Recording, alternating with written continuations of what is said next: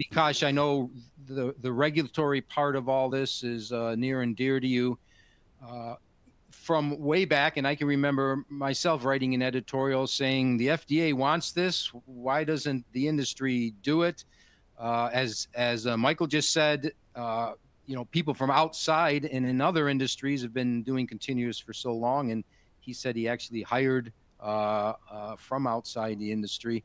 So, Bikash, what about that? What's up with the regulatory side, and are they really pushing for continuous?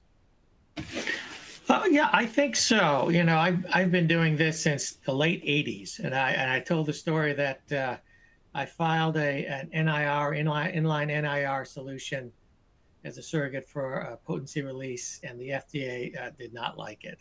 Science was solid, the numbers were unassailable, but they just were not equipped to understand that kind of paradigm shift.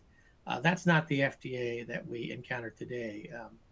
Little things like the emerging technology team. I don't know if our viewers have actually participated with the ETT, but that is a valuable resource when you are innovating your processes, whether it's small molecule or large molecule, to test the waters and actually engage with the FDA in terms of your scientific approach and your rationale, and also understand very clearly where the hot buttons might be in terms of your scientific argument.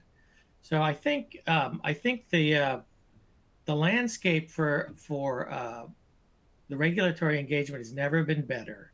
On the biologics side, the agency actually has active research programs that they have initiated to try and better understand some of the key elements around safety. In biologics, it's going to be all around our ability to do the viral inactivation, viral filtration, and the capture chromatography. Those are going to be kind of the three big things to focus on. And it's not that different than what we focus on in batch, quite honestly. It's just that the technology we're going to use is going to be different when it comes to biologics there.